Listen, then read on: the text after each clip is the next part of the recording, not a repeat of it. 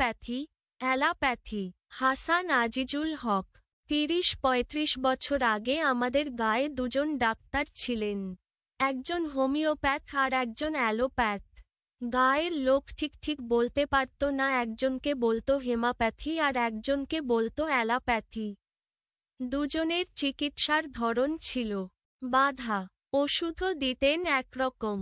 Homeopath অঘোর ডাক্তারের কাছে গেলেই একটুখানি সাদা ময়দার মতো গুঁড়োতে ২-৩ ফোঁটা স্পিরিট টপ টপ করে ফেলে ৩-৪টি পুড়িয়া করে দিতেন।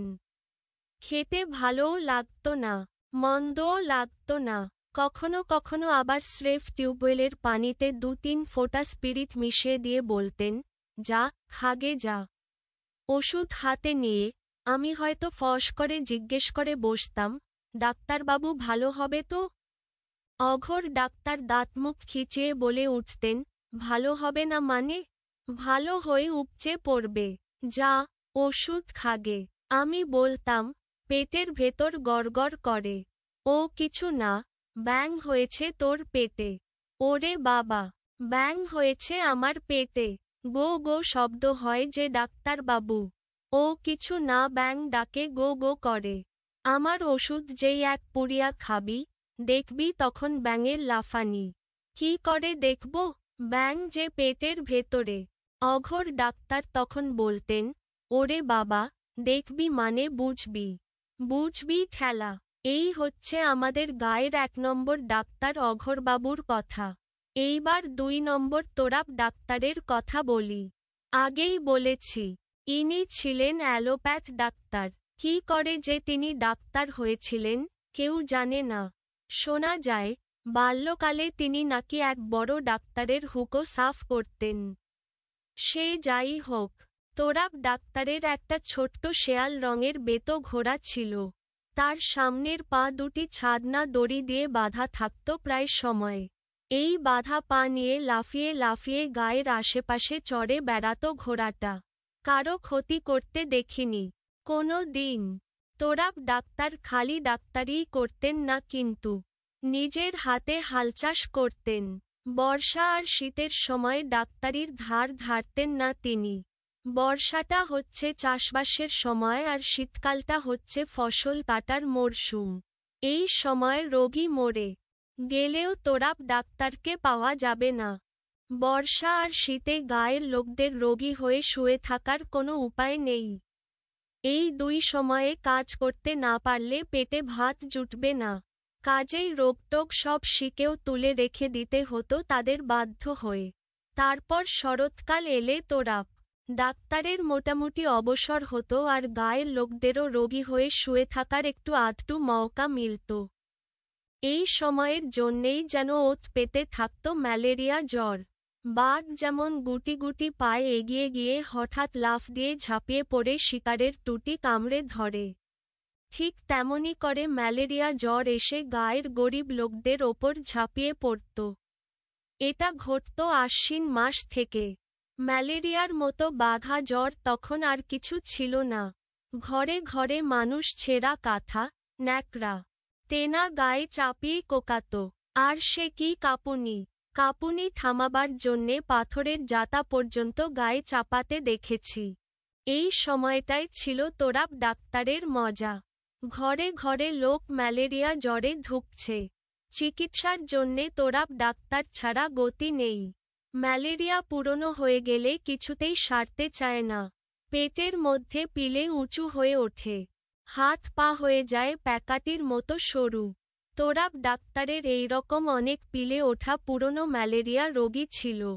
রোগের আর একটা সময় ছিল চৈত বৈশাখ মাস। এই সময়টায় কলেরা আর বসন্ত হয়ে গ্রামকে গ্রাম সাফ হয়ে যেত। ম্যালেরিয়া আর কলেরার সব রোগী তোরাব ডাক্তারের। এখানে অঘোর ডাক্তারের কোনো ভাগ ছিল না। জ্বর হলে, সর্দি হলে, বেশি খেয়ে বা অখাদ্য কুখাদ্য খেয়ে পেট ছেড়ে দিলে লোক অঘোর ডাক্তারের কাছে যেত। আনা ২ পয়সা দিলেই তিনি দিয়ে দিতেন ২-৩ পুড়িয়া ওষুধ। পয়সা দিতে না পারলে ধারেও দিতেন। এমনকি একটা লাউ বা দুটো শসা নিয়ে গেলেও তিনি রোগী ফেরাতেন না। অঘোর ডাক্তারের চাষবাসও ছিল না। ভিনগাঁয়ে কলে যাবার ঘোড়াও ছিল না। হোমিওপ্যাথি ওষুধ রাখার জন্য একটা কাঠের বাক্স ছাড়া চিকিৎসার সরঞ্জাম বলতে আর কিছুই ছিল না তার। তবে ওরকম বাক্যবাগীশ লোক লাখে একটা মিলবে কিনা সন্দেহ। তিনি বলতেন, বলি, মরতে তোরা আমার কাছে আসিস কেন বল দিকিনি।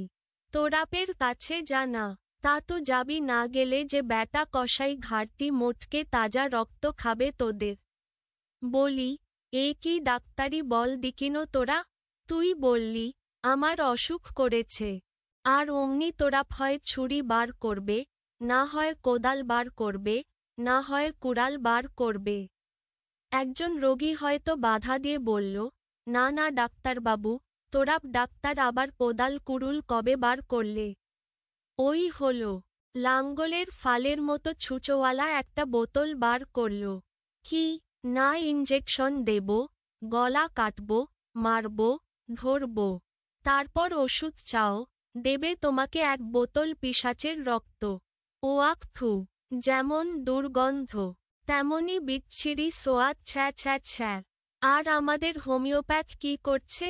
বাঘ যেমন ভেড়ার পাল তাড়িয়ে নিয়ে যায় ঠিক তেমনি করে একটি পুড়িয়ার আমার এই ওষুধ তোমার পায়ের আঙুলের ডগা থেকে জীবাণু বাবাজিদের খেদাতে খেদাতে মাথার চুলের ডগা দিয়ে বার করে দিচ্ছে। অথচ তুমি জানতেও পারছ না। সেই বছর শরৎকালে ধান কেবল ডাসিয়ে উঠছে, ধানের ভেতর সাদা দুধ জমে চাল বাঁধছে, বেশ ঝরঝরে আবহাওয়া, আকাশ ভর্তি রোদ, একটু একটু ঠান্ডা হাওয়া বইতে শুরু করেছে এমনি সময়ে হুড়মুড়িয়ে চলে এলো ম্যালেরিয়া জ্বর। ব্যাস, ম্যালেরিয়া জ্বরে লোক দমাদম বিছানা নিতে লাগল। ছেলে বুড়ো কেউই বাদ যায় না। ম্যালেরিয়া যাদের পুরনো হয়ে গেছে তাদের তো খুব মজা। ঠিক বেলা 10টার সময় চোখে সূর্যটা একটু হলুদ হলুদ থেকে, তারপর গা একটু গরম হয়, চোখ দুটি সামান্য জ্বালা করে, তবে তারপর হুড় হুড় করে এসে পড়ে জ্বর। সঙ্গে সঙ্গে কি পিপাসা! ঘটি ঘটি পানি খেয়ে পিপাসা কমে না। পানি পেটে গিয়ে গরম হয়ে যায়, তারপর গাটা গুলিয়ে ওঠে। তারপরেই বমি, বমি হয়ে গেলেই আবার পিপাসা, আবার ঘটি ঘটি পানি খাওয়া, তারপর আবার বমি। জ্বর কমে আসে আস্তে আস্তে। রাত 10টার দিকে একদম জ্বর চলে গিয়ে গা ঠান্ডা। গায়ের অর্ধেকের বেশি লোক ম্যালেরিয়া জ্বরে পড়ল। তোরাব ডাক্তার হলুদ রঙের বড় বড় বিকট দাঁত বের করে এই বড় সিরিঞ্জ নিয়ে রোগীদের বাড়ি বাড়ি ঘুরতে লাগলেন। 2 পকেট ভর্তি ম্যাপাক্রিন বড়ি। সে যে কি ভয়ানক বড়ি ভাবা যায় না। রোগী যেখানেই থাক, সে মাটির দাওয়াতেই হোক আর খোলা আকাশের নিচে উঠোনেই হোক বা ঘরের ভেতরেই হোক, গলায় স্টেথোটি ঝুলিয়ে ইঞ্জেকশনের বাক্সটি হাতে নিয়ে তোরাব ডাক্তার ঠিক হাজির। লোকেই বা আর কি করে? কাজেই বাধ্য হয়ে তোরাব ডাক্তারকে ডাকতেই হয়। বেচারা অঘোর ডাক্তারের গুঁড়োতে যে কোনো কাজই হয় না। সে যাই হোক, ঘরে ঘরে ঢুকেই গোদা গোদা একাবেকা আঙুল দিয়ে তোরাব ডাক্তার রোগীর কজি চেপে ধরে কিছুক্ষণ নাড়ি পরীক্ষা করতেন।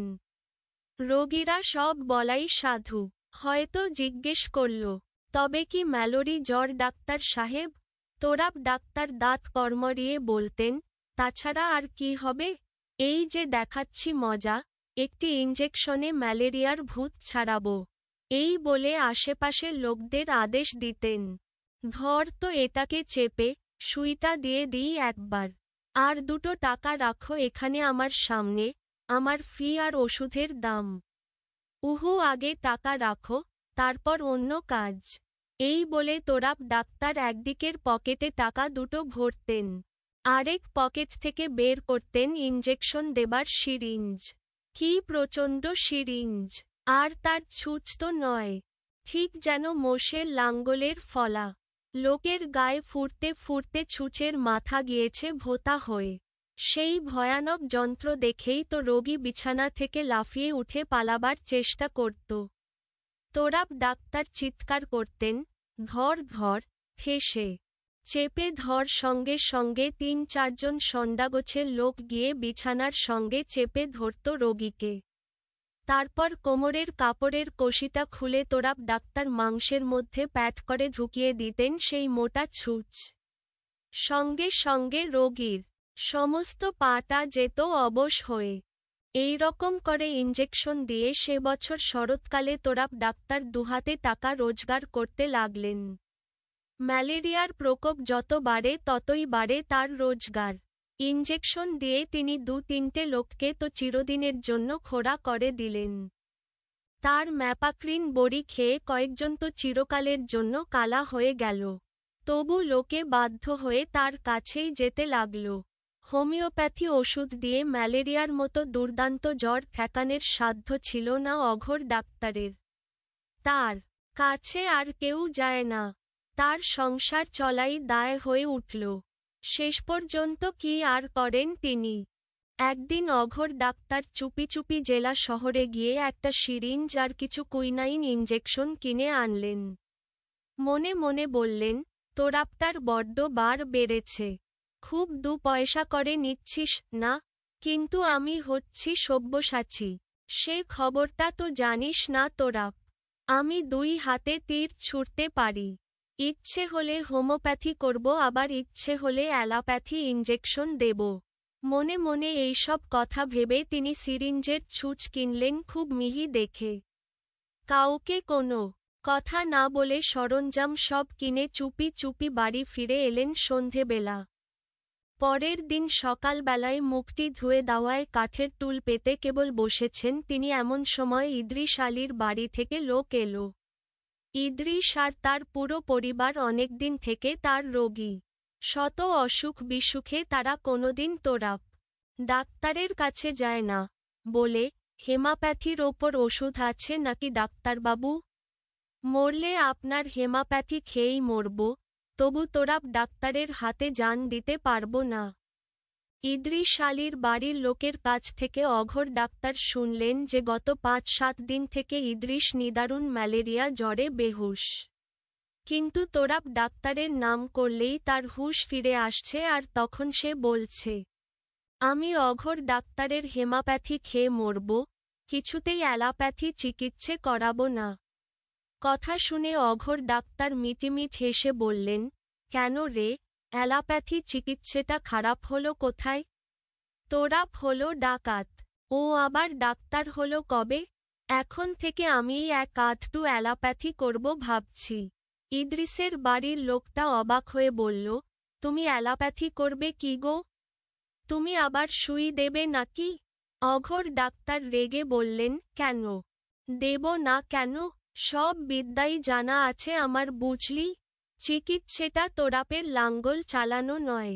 কেমন মিহি সুই কিনেছি দেখবি। ইদ্রিসকে আজ ফুরব। তুই যা, আমি আসছি। আর শোন বাবা, ২টো টাকা আগে জোগাড় করে রাখিস। তোরাপও ২ টাকা করে নেয়, আমাকে দিবি না কেন? অঘোর ডাক্তার কুইনাইন ইঞ্জেকশন দিবেন এই খবর দেখতে দেখতে সারা গায়ে চাউর হয়ে গেল। গায়ের যত সুস্থ মানুষ ছিল সব ছুটল ইদ্রিসের বাড়ির দিকে।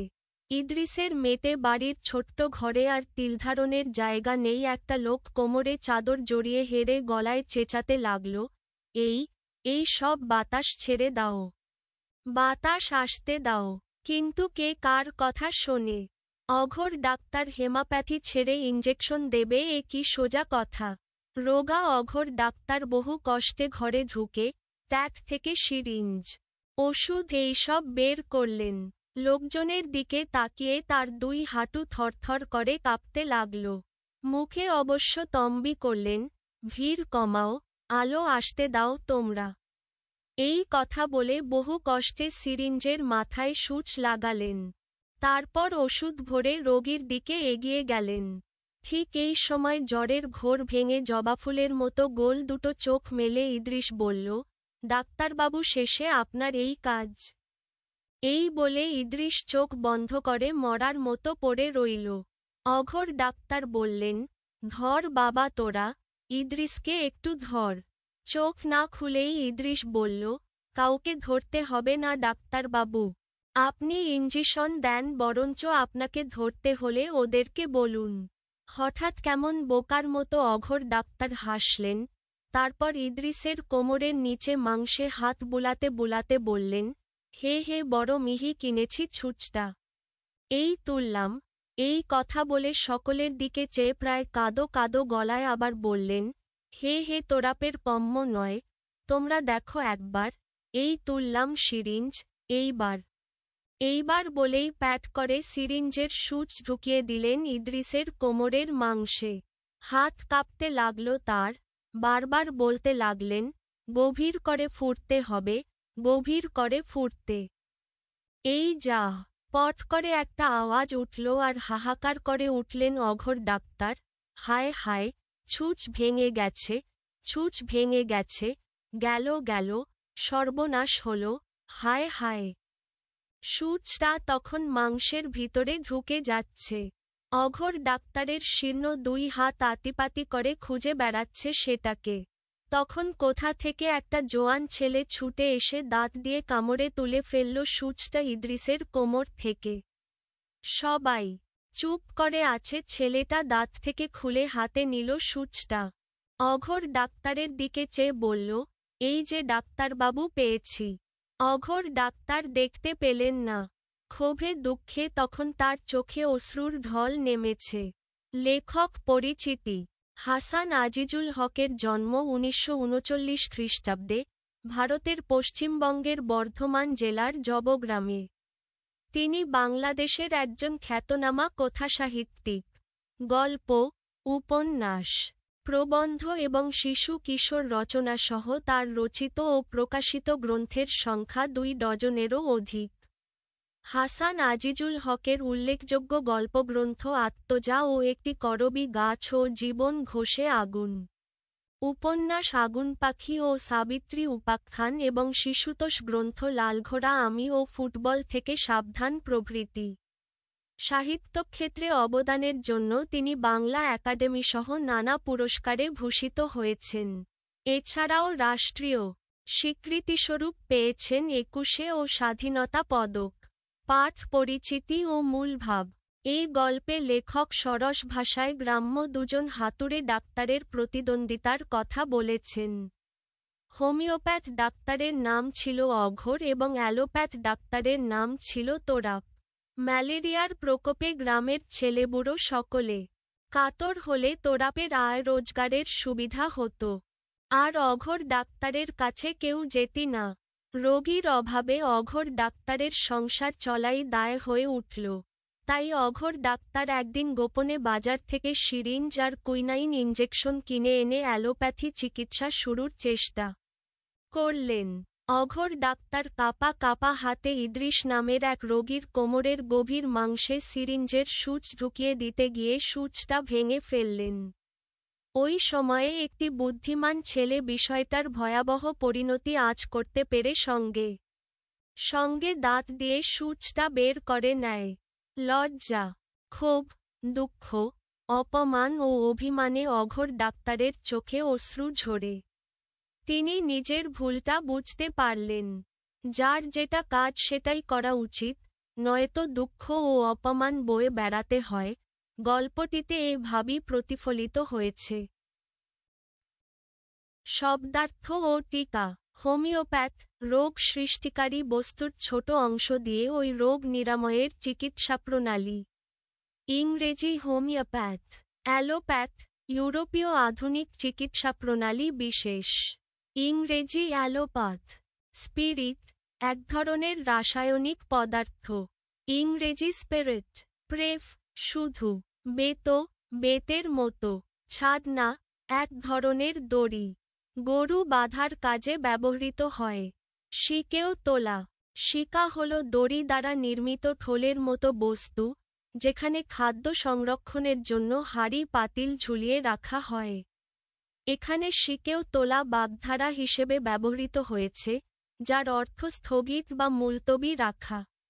মওকা, সুযোগ। ওত, পূর্বপ্রস্তুতি নিয়ে আক্রমণের জন্য অপেক্ষা করা। টুটি, গলা বা কণ্ঠনালী। জাতা, শস্য গুঁড়া করার ভারী যন্ত্র। পিলে, প্লীহা, পাকস্থলীর বাম পাশে অবস্থিত মানবদেহের একটি অঙ্গ। প্যাকাটি, পাটকাঠি। ছাল ছাড়ানো শুকনো পাটগাছ, পুরিয়া, মোরগ। হোমিওপ্যাথি ওষুধ পরিবেশনের জন্যে ব্যবহৃত প্যাকেট। কল, ডাক, আহ্বান। এককালে ডাক্তারকে টাকা দিয়ে বাড়িতে ডেকে আনাকে কল বলা হতো। ইংরেজি কল। বাক্যবাগীশ, বাকপটু। ডাসিয়ে, প্রায় পাকা। ম্যাপাক্রিন, এক ধরনের ঔষধ। ইংরেজি ম্যাপাক্রাইন। স্টেথো, স্টেথোস্কোপ, হৃৎস্পন্দন মাপার যন্ত্র। ইংরেজি স্টেথা। সিরিঞ্জ, ইনজেকশন দেওয়ার উপযোগী সূচ। ইংরেজি সারেঞ্জ। বলাই সাধু, শ্রীকৃষ্ণের বড় ভাই বলরাম। এখানে ভালো মানুষ অর্থে ব্যবহৃত হয়েছে। মুণ্ডপাত, শিরচ্ছেদ। এখানে অভিশাপ অর্থে ব্যবহৃত হয়েছে। কুইনাইন, ম্যালেরিয়া জ্বরের ঔষধ বিশেষ। ইংরেজি কোয়ানিন। সব্যসাচী, দুই হাতে সমান পারদর্শী। এখানে দক্ষ অর্থে ব্যবহৃত হয়েছে। ট্যাক, কোমর। লুঙ্গি কোমরে বাঁধার সময় যে থলে আকৃতি অংশে টাকা কড়ি রাখা হয়। তম্বি, বকাঝকা করা। আতিপাতি, পুঙ্খানুপুঙ্খভাবে। ইঞ্জিশন, ইনজেকশন এর আঞ্চলিক রূপ। ইংরেজি ইনজেকশন। বর্ণনামূলক প্রশ্ন। ১. ক অঘোর ডাক্তারের চিকিৎসার ধরন কেমন ছিল? ব্যাখ্যা করো। উত্তর, অঘোর ডাক্তারের চিকিৎসার ধরন। অঘোর ডাক্তার ছিলেন একজন হোমিওপ্যাথ। তার চিকিৎসার ধরন ছিল অত্যন্ত সহজ, সাদাসিধে ও গ্রাম্য বিশ্বাস নির্ভর। তিনি সাধারণত সাদা ময়দার মতো গুঁড়োর ওপর ২-৩ ফোঁটা স্পিরিট ফেলে ৩-৪টি পুরিয়া বানিয়ে রোগীকে দিতেন। কখনো কখনো আবার শুধু টিউবওয়েলের পানিতে স্পিরিট মিশিয়ে ওষুধ হিসেবে খেতে দিতেন। এই ওষুধের স্বাদ না ভালো, না মন্দ, রোগীর মনে বিশেষ প্রতিক্রিয়া জাগাত না। অঘোর ডাক্তারের চিকিৎসায় বড় কোনো যন্ত্রপাতি বা জটিল ব্যবস্থা ছিল না। একটি কাঠের বাক্সে হোমিওপ্যাথি ওষুধ রাখাই ছিল তার সম্বল। তিনি রোগের ভয়াবহতা নিয়ে রোগীকে আতঙ্কিত করতেন না, বরং রসিকতা, গল্প আর কথার জোরে রোগীর মনে ভরসা জাগাতেন। অনেক সময় রোগের উপসর্গকে মজা করে ব্যাখ্যা করতেন, যেমন পেটের গড়গড় শব্দকে ব্যাঙ বলে চালিয়ে দিতেন। সবচেয়ে গুরুত্বপূর্ণ দিক হল, অঘোর ডাক্তার দরিদ্র ও অসহায় রোগীদের ফিরিয়ে দিতেন না। পয়সা না থাকলেও ধার দিতেন, এমনকি লাউ বা শশার মতো সামান্য জিনিসের বিনিময়েও চিকিৎসা করতেন। তাই তার চিকিৎসার ধরন ছিল মানবিক, বিশ্বাস নির্ভর, কথা বাগিস্তায় ভরপুর এবং গ্রামবাংলার সাধারণ মানুষের সঙ্গে গভীরভাবে যুক্ত। খ যার যে কাজ সেটাই করা উচিত। তুমি কি এ বক্তব্য সমর্থন করো?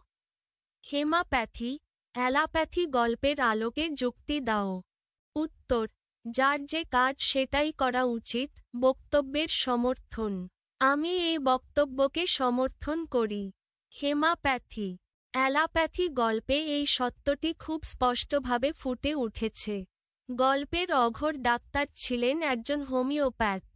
তার শক্তি ছিল কথার জোর, রোগীর প্রতি সহমর্মিতা এবং হোমিওপ্যাথি চিকিৎসায় অভিজ্ঞতা। সাধারণ জ্বর, সর্দি বা পেটের অসুখে তিনি সাফল্যের সঙ্গে চিকিৎসা করতেন এবং গরিব মানুষকে বিনা পয়সায় বা সামান্য বিনিময়ে সাহায্য করতেন। অর্থাৎ নিজের কাজের ক্ষেত্রেই তিনি দক্ষ ও সম্মানিত ছিলেন। কিন্তু ম্যালেরিয়ার মতো গুরুতর রোগের সময়ে তিনি নিজের সীমাবদ্ধতা ভুলে গিয়ে অ্যালোপ্যাথি চিকিৎসায় নামেন। যথাযথ প্রশিক্ষণ ও অভিজ্ঞতা না থাকায় ইনজেকশন দিতে গিয়ে তার হাত কেঁপে যায় এবং সূচ ভেঙে রোগীর দেহে ঢুকে পড়ে। এতে রোগীর জীবন মারাত্মক ঝুঁকির মুখে পড়ে এবং অঘোর ডাক্তার নিজেও চরম লজ্জা, অপমান ও দুঃখের শিকার হন। এই ঘটনাই প্রমাণ করে, নিজের কাজের সীমা অতিক্রম করলে বিপর্যয় অনিবার্য। অন্যদিকে তোরাব ডাক্তার অ্যালোপ্যাথি চিকিৎসা জানতেন এবং ম্যালেরিয়ার চিকিৎসায় তার ওপরই গ্রামের মানুষ নির্ভর করত, যদিও তার চিকিৎসা অনেক সময় নিষ্ঠুর ও লোভ নির্ভর ছিল। তবু রোগের ধরন অনুযায়ী কাজটি তারই ক্ষেত্রের ছিল। অতএব গল্পের আলোকে বলা যায়, প্রত্যেকেরই নিজের দক্ষতা ও দায়িত্বের পরিসরে কাজ করা উচিত। যার যে কাজ, সেটাই না করলে শুধু ব্যর্থতাই নয়, অপমান, দুঃখ ও ভয়াবহ পরিণতিও বয়ে আনতে হয়। 2. ক. অ্যালোপ্যাথি চিকিৎসাটা খারাপ হলো কোথায়? কথাটি কে বলেছেন? কেন বলেছেন? উত্তর: এই কথাটি বলেছেন ইদ্রিস আলীর পরিবারে একজন রোগী, অর্থাৎ ইদ্রিস নিজেই। কারণ ইদ্রিস ম্যালেরিয়ার তীব্র জ্বরে আক্রান্ত। এই সময়ে তিনি অঘোর ডাক্তারের হোমিওপ্যাথি চিকিৎসার ওপর সম্পূর্ণ ভরসা রাখছেন। তোরাব ডাক্তার, যিনি অ্যালোপ্যাথি চিকিৎসায় পারদর্শী, তার নামই শুনলেই ইদ্রিস হুঁশ ফিরতে শুরু করে এবং ভয় পায়। তিনি বিশ্বাস করেন যে তোরাপের চিকিৎসা বিপজ্জনক, সিরিঞ্জ বা ইনজেকশন দিয়ে জীবনকে ঝুঁকিতে ফেলতে পারে। তাই তিনি প্রশ্ন করছেন, অ্যালোপ্যাথি চিকিৎসাটা খারাপ হলো কোথায়? এখানে অর্থ হচ্ছে, অঘোর ডাক্তার কি সত্যিই অ্যালোপ্যাথি চিকিৎসা শুরু করতে পারবে? এবং তিনি কি এখনও নিরাপদে বাঁচবেন? সংক্ষেপে, ইদ্রিস এই প্রশ্নের মাধ্যমে তার আস্থা ও নিরাপত্তা অনুভূতি প্রকাশ করছেন, কারণ তিনি জানেন হোমিওপ্যাথি চিকিৎসাই তার জন্য নিরাপদ। খ. তোরাব ডাক্তারের চিকিৎসার সময়কাল ছিল ভিন্ন ভিন্ন। মন্তব্যটি হেমাপ্যাথি, অ্যালোপ্যাথি গল্পের আলোকে বিশ্লেষণ করো। উত্তর: তোরাব ডাক্তারের চিকিৎসার সময়কাল। গল্প অনুযায়ী তোরাব ডাক্তার ছিলেন অ্যালোপ্যাথ। তার চিকিৎসার সময়কাল মূলত চাষ ও ফসলের কাজের সঙ্গে যুক্ত ছিল। বর্ষা ও শীতকাল, যা চাষবাসের সময় এবং ফসল কাটার সময়, তোরাব ডাক্তার চিকিৎসা করতেন না। রোগী মরে গেলেও এই সময়ে তিনি গ্রামের বাইরে থাকতেন বা কাজের ব্যস্ততায় রোগী দেখতেন না। এর ফলে এই সময়ে গাঁয়ের লোকেরা চিকিৎসা পেত না। শরৎকাল ও বসন্তকাল ছিল তার চিকিৎসার প্রধান সময়। বিশেষ করে শরৎকালে ম্যালেরিয়ার প্রকোপ বৃদ্ধি পেত। এই সময়ে রোগীরা বাধ্য হয়ে তোরাব ডাক্তারকে ডাকতেন। ম্যালেরিয়া, কলেরা বা অন্যান্য গুরুতর রোগের চিকিৎসা করতেন তিনি। এটি ছিল তার পেশাগত দক্ষতার মূল সময়কাল। অপরদিকে অঘোর ডাক্তার, হোমিওপ্যাথ, সব সময় রোগীদের কাছে থাকতেন। যদিও তার চিকিৎসার সীমাবদ্ধতা ছিল, কিন্তু তোরাপের মতো গুরুতর রোগের ক্ষেত্রে অঘোর ডাক্তার কার্যকর হতে পারতেন না। বিশ্লেষণ: তোরাব ডাক্তার নিজেকে রোগের ধরন ও নিজের সময়ানুকূলতার সঙ্গে সামঞ্জস্য রেখেছিলেন। অর্থাৎ চিকিৎসার সময়কাল নির্ভর করত তার কর্ম ও জীবিকা অনুযায়ী।